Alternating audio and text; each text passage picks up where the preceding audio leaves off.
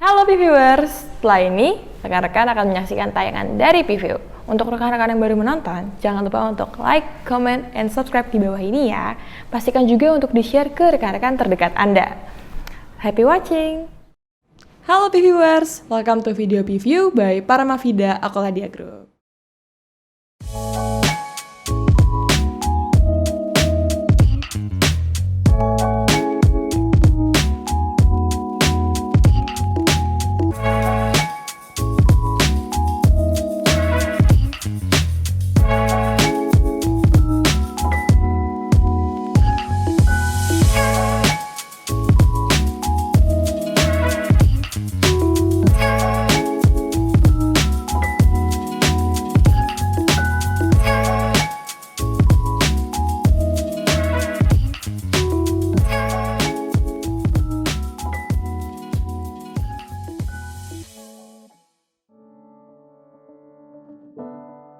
Baik, gimana kabarnya nih rekan-rekan semua?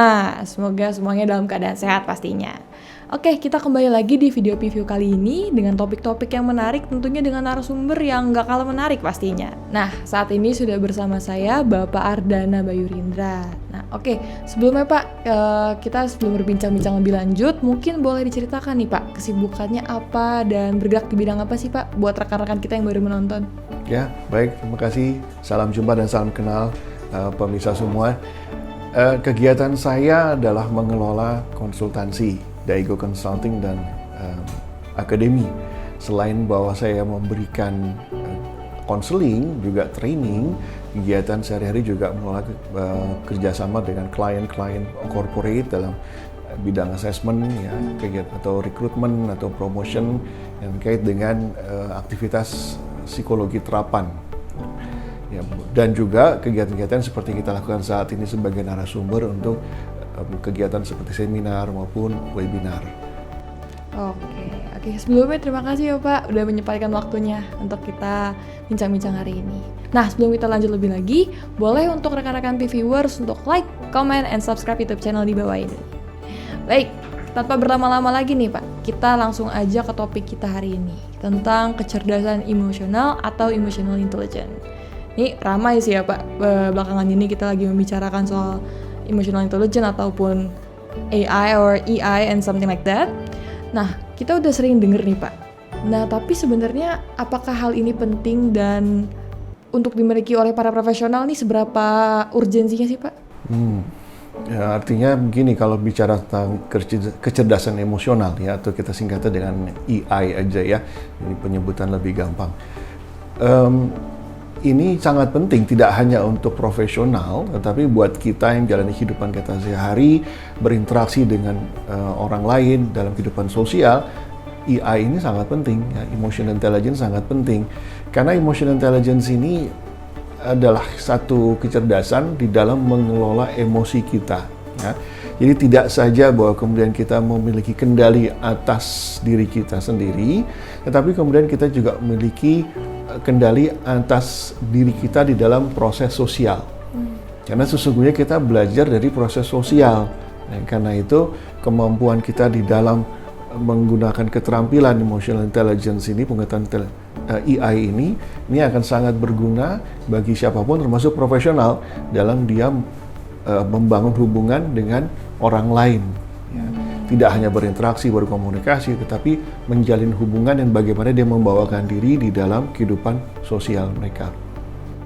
Oke, nah misalnya nih Pak, sebagai seorang profesional ya, kita sudah memiliki atau memahami lah ya soal kecerdasan emosional ini.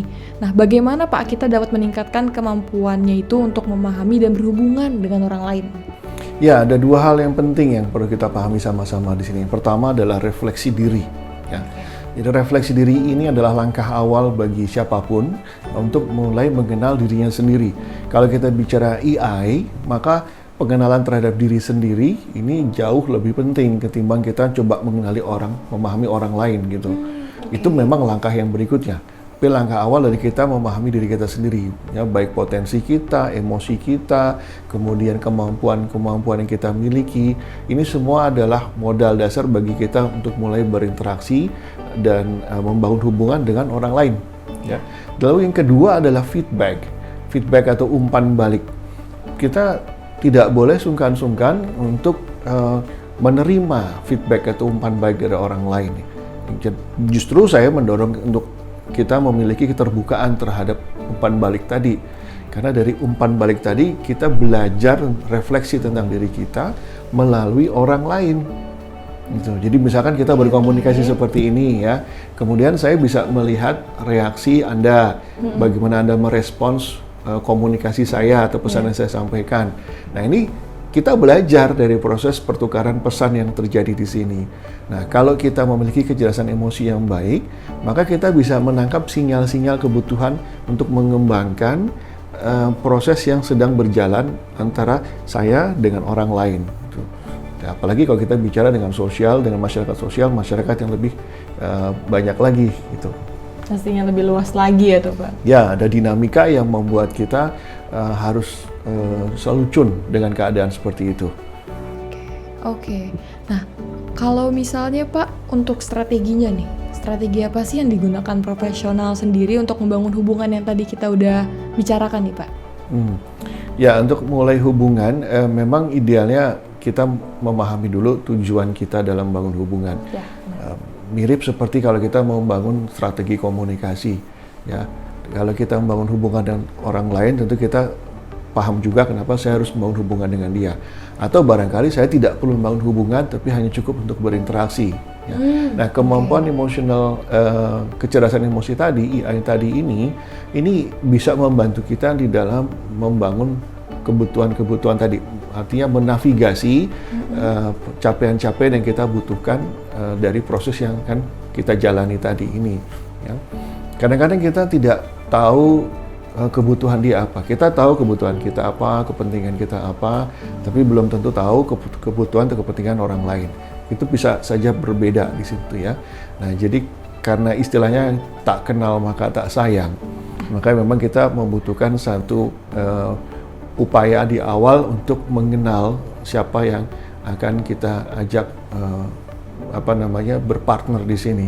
Biar bisa bonding gitu ya Pak? Bisa ada bonding, ada engagement-nya gitu ya. Benar. Supaya proses yang terbangun antar individu-individu ini bisa terbangun dengan ambience yang relax ya, yang nyaman, sama-sama keterbukaan terjadi dan kemudian eskalasi emosi itu semua terkendali, yang tidak ada yang eskalasi meletup-meletup, tapi emosi juga muncul di dalam hubungan yang terjalin tadi. Hanya saja emosinya semua emosi yang bisa dikenali dan bisa dimanfaatkan untuk membangun hubungan yang terjadi. Nah, ini semua kerjanya emotional intelligence tadi ini.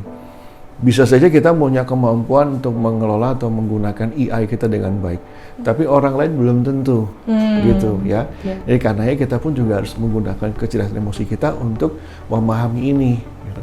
Dan kalau kita sudah memahami ini, maka kita kemudian bisa meng-adjust pembawaan diri kita, sikap dan perilaku, dan bagaimana kita merespons keadaan yang berbeda tadi ini.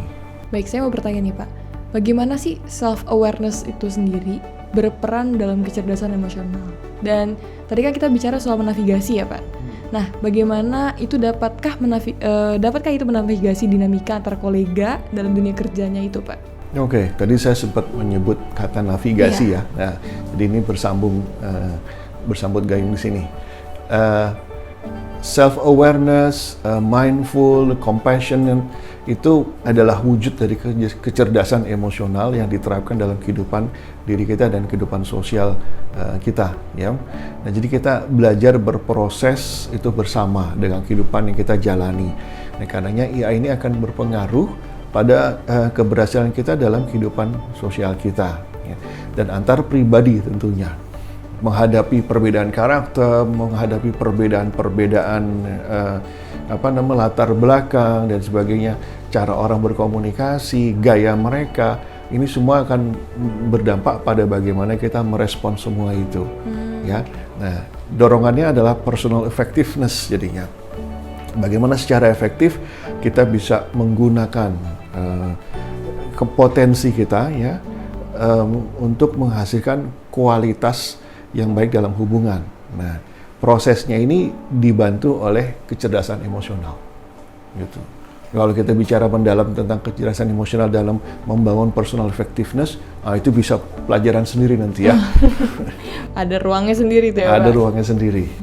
Oke, kalau dikaitkan dengan kepemimpinan misalnya nih ya, gimana kecerdasan emosional ini berperan dalam efektivitas kepemimpinan? Karena kita kan tahu ya, seorang pemimpin pasti harus mempunyai teladan juga secara emosional gitu kan. Kira-kira bagaimana Pak menurut Bapak?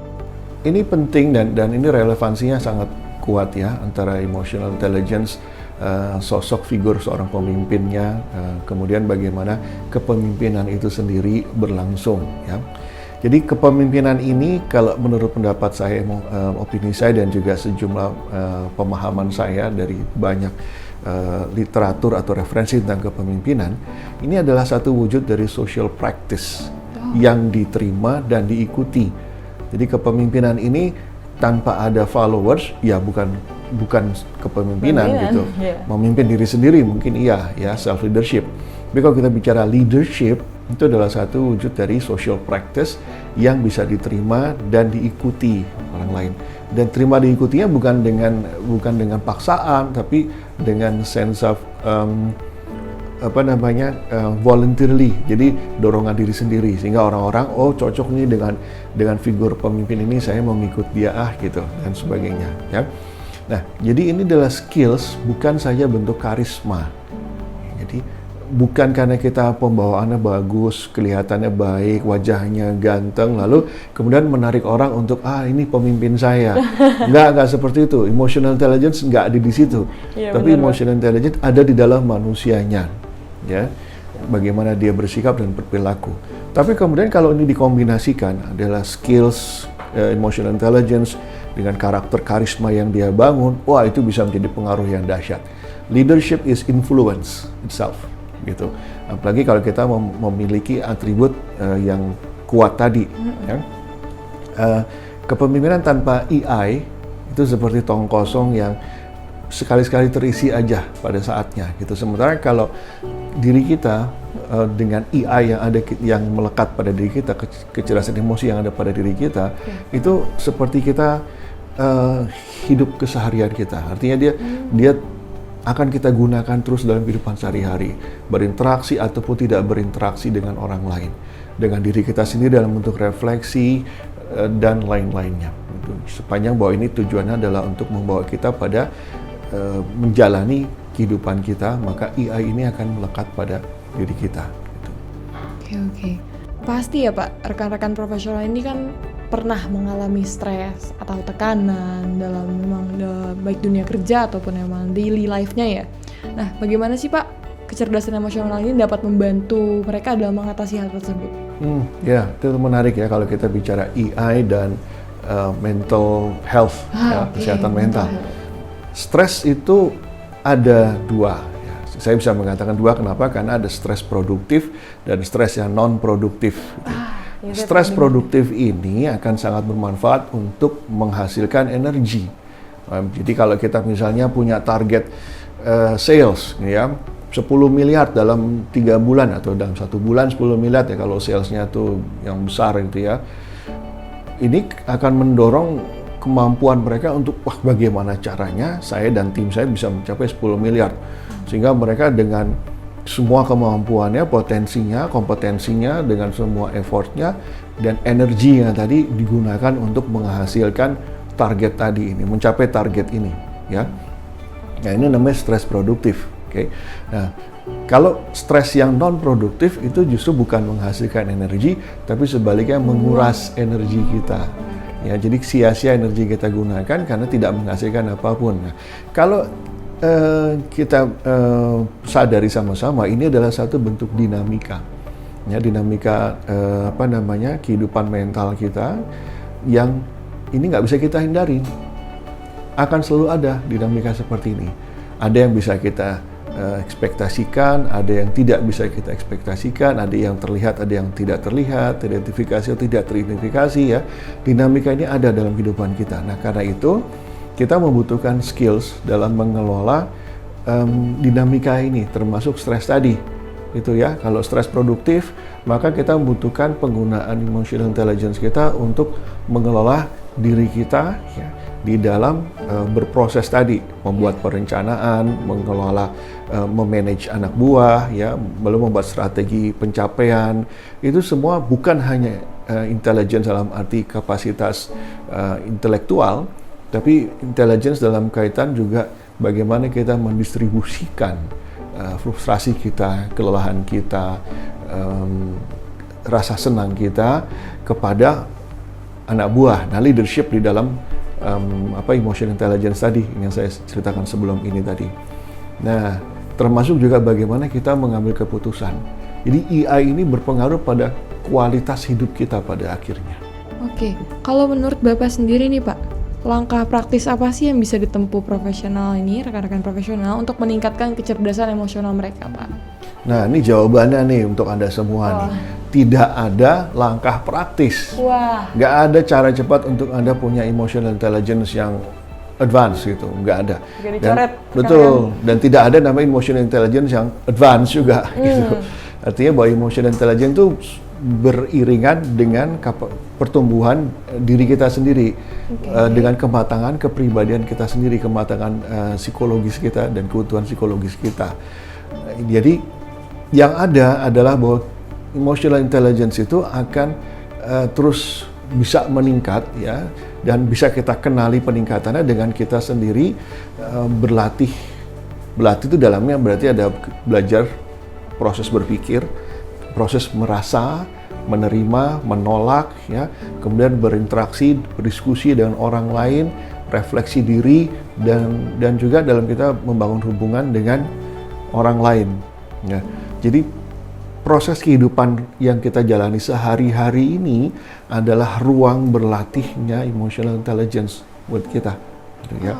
Nah, tadi saya sudah mengatakan refleksi lewat feedback dari orang lain itu bisa memberikan gambaran bagaimana cara kita membawakan diri pada mereka.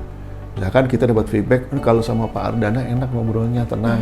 Itu saya juga bisa cerita apapun tanpa saya merasa dijudge. Nah, kita jadi belajar dari respons orang ini, gitu. Bagaimana pembawaan saya di mata mereka. Nah, refleksi itu yang membuat kita kemudian jadi belajar. Bahwa oke, dengan cara seperti ini, dengan pembawaan saya seperti ini, ternyata mereka bisa menerima, accept, gitu ya. Gitu. Jadi ini adalah bagaimana kita melatih emotional intelligence kita. Jadi harus pahami bahwa navigasi emosi kita itu ada pada kesadaran kita. Ya, jadi Anda semua harus tetap sadar dan harus memastikan diri Anda selalu sadar. Always in conscious ya teman-teman. Conscious ya. Oke, last but not least nih Pak. Menurut saya ini penting banget nih. Tips atau saran dari Bapak untuk rekan-rekan profesional yang mau meningkatkan kecerdasan emosional mereka tuh bagaimana sih Pak? Ya, sebelum itu saya perlu sampaikan pada teman-teman profesional sini ya. Jadi kalau Anda mengasah kemampuan Anda dalam mengelola EI, ya, itu akan mempermudah hidup Anda. Kenapa mempermudah hidup Anda? Karena kemudian kita bisa mendistribusi emosi kita dengan satu keyakinan, kepercayaan diri gitu. Bahwa ada di mana saya harus menolak sesuatu, misalkan itu ya. Saya bisa menyampaikan penolakan itu tanpa harus saya mengekspresikan emosi saya secara berlebihan gitu. Atau misalkan saya ditolak oleh rekan bisnis saya gitu karena barangkali presentasi usahanya atau rancangan strategi investasinya nggak sesuai gitu ya dengan apa yang diharapkan dia. Menghadapi penolakan, rejection seperti itu, saya juga nggak boleh emosi. Nah, karena kita bisa menggunakan objektivitasnya. Nah, kalau kita mampu menggunakan EI kita dengan baik, maka kita bisa memberikan banyak penilaian-penilaian secara objektif ya, dengan melibatkan emosi secukupnya di dalam proses itu. Terutama dalam misalkan mau mengambil keputusan, mengambil keputusan itu penting sekali. Dan saat kita berhubungan dengan masyarakat, dengan dalam kehidupan sosial kita, dengan siapapun kita berinteraksi, kita bisa jadi menyesuaikan diri kita dengan baik. Ya, dan ini semua adalah gambaran dari bagaimana kita mampu mengelola dan memanfaatkan emotional intelligence kita. Sebagai contoh misalkan, kalau saya tanya sama Anda gitu, menurut Anda siapa sosok figur orang yang atau pemimpin ya yang Anda tahu yang menunjukkan kemampuan dia dalam mengelola emosi dengan baik?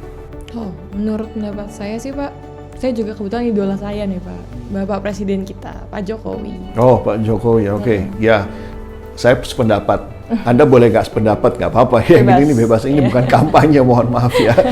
Tapi ini menggambarkan karena apa? Karena ini yang kita tidak kenal sosoknya secara pribadi gitu ya. Kita lihat ya Pak. Tapi dari apa yang kita lihat ya, dari apa yang kita rasakan lewat kita lihat lewat media atau kita baca dalam media dan sebagainya, itu ada menunjukkan refleksi atau wujud dari terapan emotional intelligence yang baik itu ya. Antara lain misalkan dengan kemauan untuk berbagi ya, mensyukuri apa yang mereka miliki, itu adalah ukuran kecil yang bisa kita jadikan sebagai gambaran bahwa ini emotional intelligence-nya berfungsi dengan baik itu misalnya ya. Nah, hidup yang berdinamika ini dan sebagainya bisa dinikmati ya. Susah, senang, gampang, mudah, challenging, itu kita bisa atasi semua dinamika itu dengan kadar emosi yang sesuai, tidak berlebihan. Ya, ini adalah bagian dari peranan emotional intelligence di dalam hidup kita. Oke, luar biasa. Kita sudah tadi dari apa sih kecerdasan emosional sendiri sampai di akhirnya udah penerapannya, sampai pun tadi kita udah discuss ya Pak, siapa sih menurut Bapak, menurut saya juga pemimpin yang memang benar-benar menunjukkan kecerdasan emosional itu sendiri. Dan yang pastinya conclusion-nya itu kecerdasan emosional ini penting banget ya Pak, dan gak bakal terpungkiri dari kehidupan, baik di kehidupan bisnis ataupun daily life juga ya Pak. Ya, betul sekali. Mungkin ada conclusion dari Bapak yang terakhir? Ya, kalau Anda banyak berinteraksi dengan orang lain, membangun hubungan dengan orang lain. Dalam arti kalau Anda seorang profesional, tuh Anda akan membangun network ya. Dan untuk membangun network itu tentu Anda membutuhkan cara-cara tertentu untuk bisa menjalin hubungan dengan orang lain. Ya. Dan untuk itu dibutuhkan satu kemampuan sendiri. Itu skills yang bisa Anda asah, bagaimana berkomunikasi, bagaimana membawa diri, bagaimana kemudian Anda berinteraksi, bagaimana membangun hubungan, bagaimana mengatasi tantangan dalam suatu hubungan dan sebagainya. Itu dilandasi pada modalitas yang kita miliki tadi, atribut emotional intelligence tadi. Itu sebagai modal awal untuk kita kemudian mulai bergaung di dalam kehidupan kita bersama orang lain. Oke, rekan-rekan berarti harus punya modal awalnya dulu nih untuk melakukan kemudian tuh ke depannya komunikasi-komunikasi yang akan dijalin. Oke, terima kasih ya Pak. Sebelumnya kita sudah berbincang-bincang dan juga saya sudah mendapatkan insight-insight baru dan semoganya juga rekan-rekan dapat menerapkan juga dan pastinya bermanfaat untuk kehidupannya sehari-hari. Baik, sebelumnya jangan lupa sekali lagi saya ingatkan untuk rekan-rekan like, comment, dan subscribe YouTube channel di bawah ini untuk video-video mendatang. Baik, sampai jumpa di next video. See you. Nah, gimana nih videonya viewers? Semoga sudah cukup menginspirasi ya. Oke, nantikan juga tayangan-tayangan selanjutnya dari Pview dengan klik tombol subscribe di bawah dan jangan lupa notification-nya juga supaya nggak ketinggalan video-video terbaru. Oke, see you on the next video. Bye!